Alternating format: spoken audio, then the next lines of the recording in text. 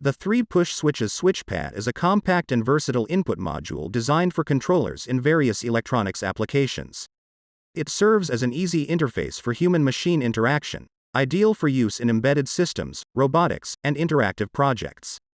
The switch pad features 3 tactile push switches, usually arranged in a row or grid, mounted on a PCB. Each push switch is typically a momentary contact type, which means it's in the off state by default and turns on only when pressed. The pad connects to a microcontroller or other control system via solderable pads or connectors. When any of the switches are pressed, they send a signal to the control unit, which can then perform a specific action or set of actions based on the input. 3-push switches switchpad for controllers is a compact input device commonly used in electronic projects and control systems. It includes 3 push-button switches integrated into a single module, making it convenient for user interactions. The switches act as digital inputs, allowing users to trigger specific actions or functions in various applications, including gaming controllers, industrial machinery, and electronic devices.